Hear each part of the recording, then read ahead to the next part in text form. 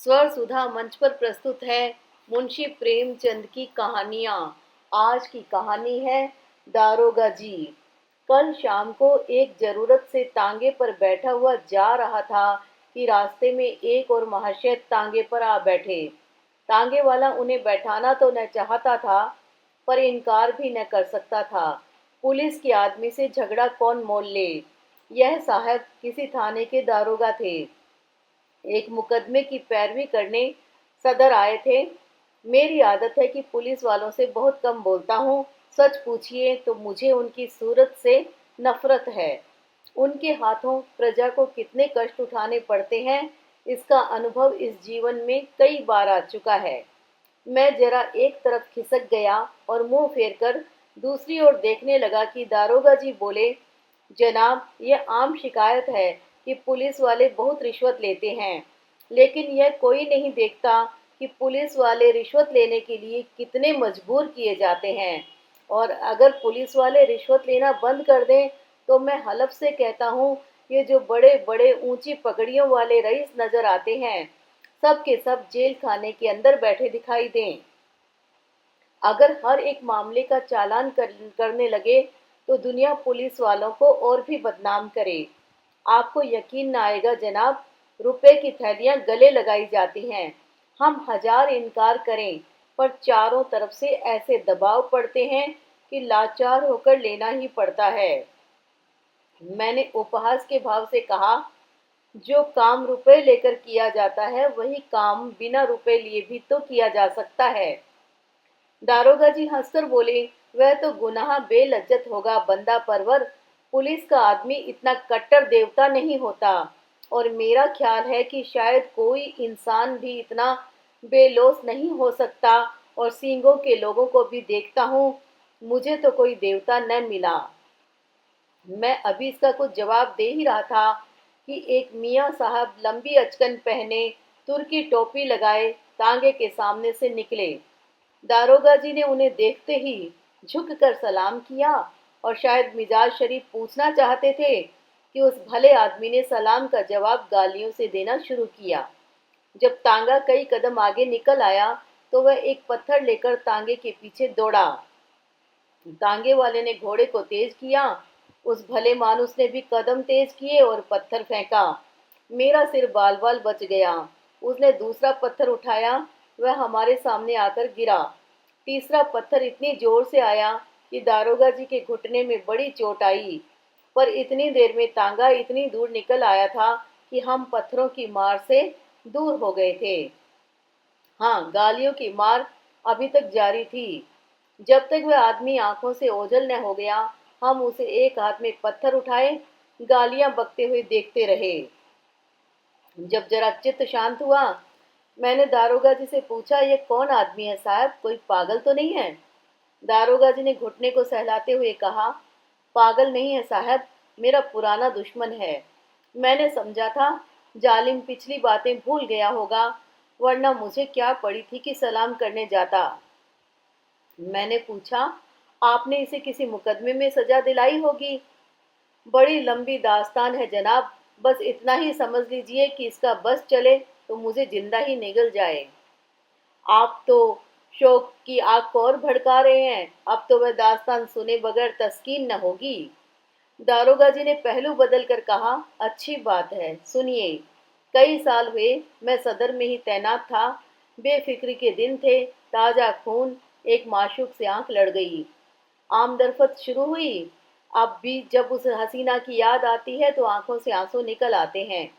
बाजारू औरतों में इतनी हया, इतनी वफा, इतनी मुरवत मैंने नहीं देखी। 2 साल उसके साथ इतने लुत्फ से गुजरे कि आज भी उसकी याद करके रोता हूँ, मगर किस्से को बढ़ाऊंगा नहीं, वरना अधूरा ही रह जाएगा। मुख्तसर यह कि 2 साल के बाद मेरे तबादले का हुक्म आ गया।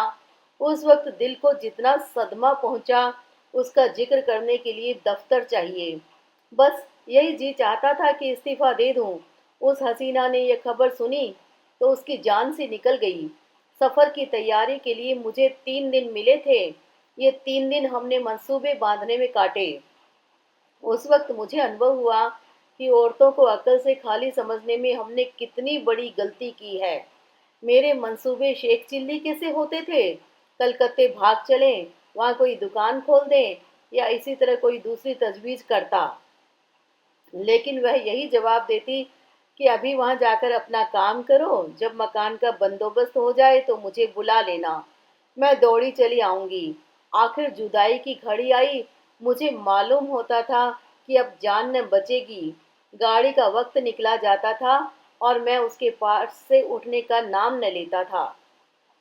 मगर मैं फिर किस्से को तूल देने लगा। खुलासा यह है कि मैं उसे 2-3 दिन में बुलाने का वादा करके रुखसत हुआ, पर अफसोस वे 2-3 दिन कभी ना आए। पहले 10-5 दिन तो अफसरों से मिलने और इलाके की देखभाल में गुजरे।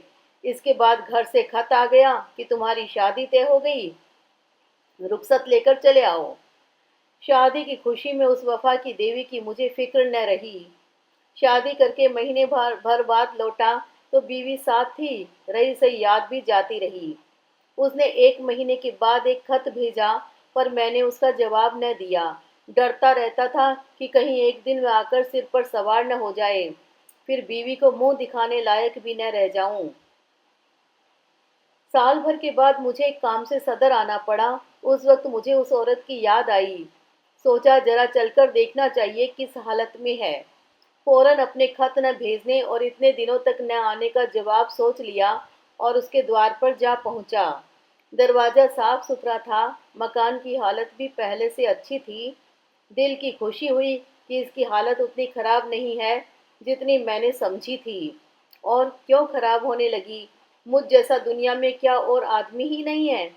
मैंने दरवाजा खटखटाया, अंदर से वह बंद था। आवाज आई, कौन है? मैंने कहा, वाह, इतनी जल्दी भूल गई, मैं हूँ बशीर। कोई जवाब न मिला। आवाज उसी की थी, इसमें शक नहीं। फिर दरवाजा क्यों नहीं खोलती? जरूर मुझसे नाराज है। मैंने फिर किवाड़ खटखटाए और लगा अपनी मुसीबतों का किस्सा सुनाने। कोई 15 मिनट के बाद दरवाजा खुला। हसीना ने मुझे इशारे से अंदर बुलाया और चट किवाड़ बंद कर लिए। मैंने कहा, मैं तुमसे माफी मांगने आया हूँ।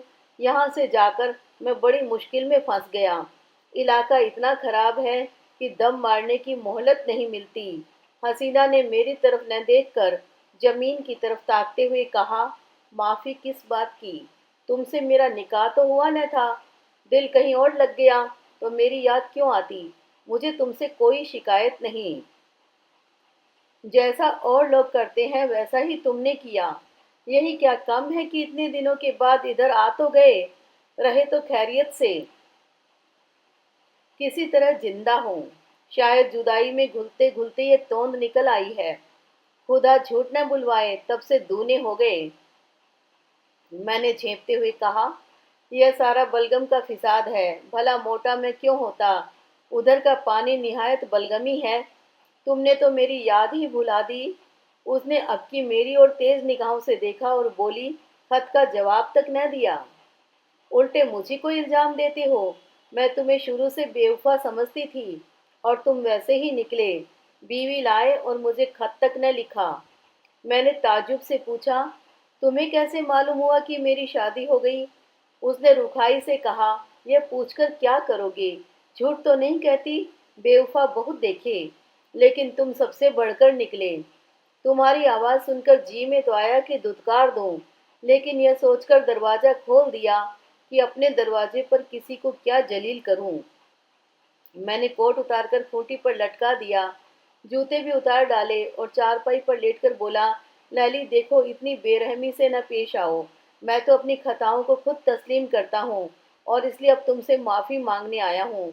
जरा अपने नाजुक हाथों से एक पान तो खिला दो। सच कहना, तुम्हें मेरी याद काहे को आती होगी?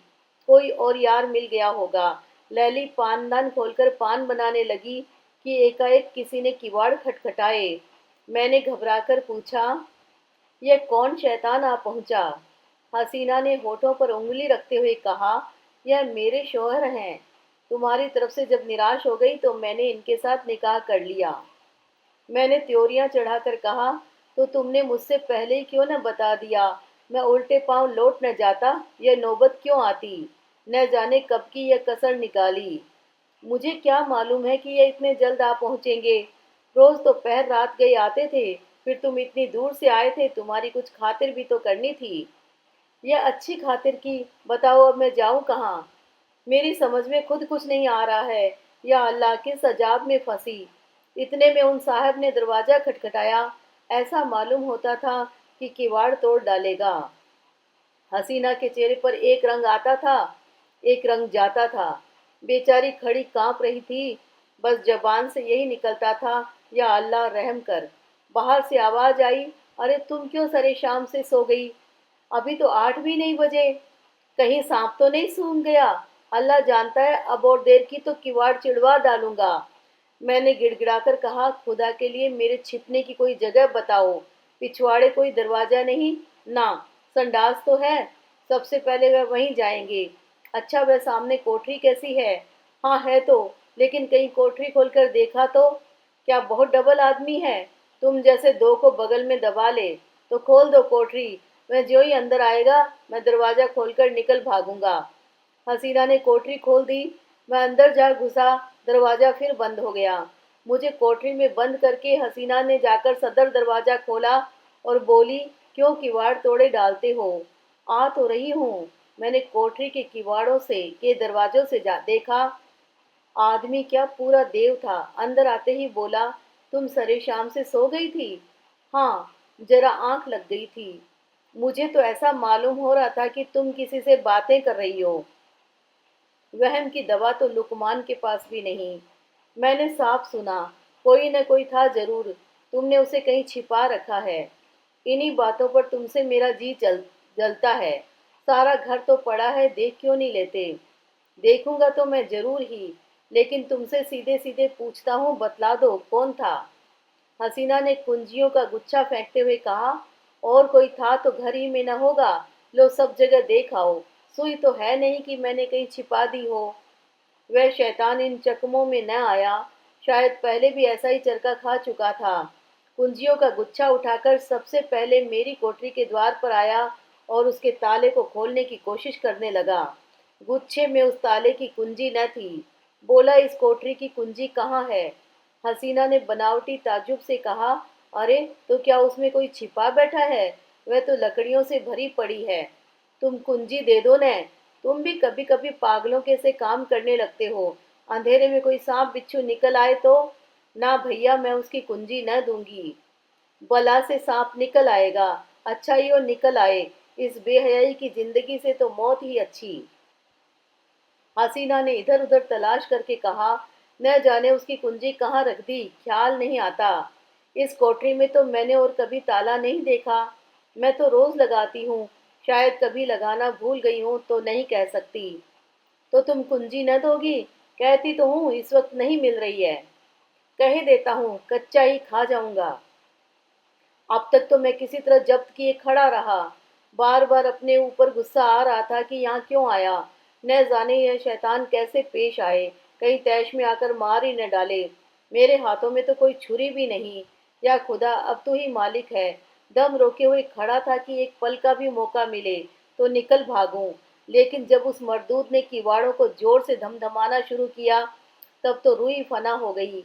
इधर उधर निगाह डाली कि किसी कोने में छिपने की जगह है या नहीं। किवाड़ के दरवाजे से कुछ रोशनी आ रही थी। ऊपर जो निगाह उठाई तो एक मचान सा दिखाई दिया। डूबते को तिनके का सहारा मिल गया।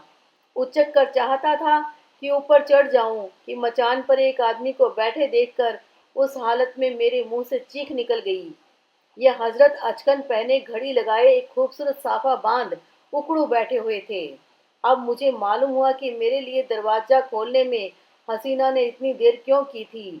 अभी इनको देख ही रहा था कि दरवाजे पर मूसल की चोटें पड़ने लगी।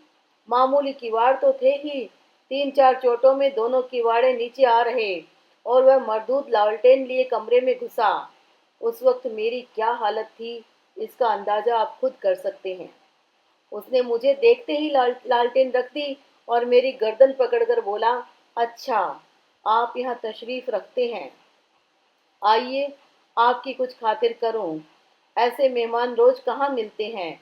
यह कहते हुए उसने मेरा एक एक हाथ पकड़कर इतने जोर से बाहर की तरफ ढकेला कि मैं आंगन में औंधा जा गिरा।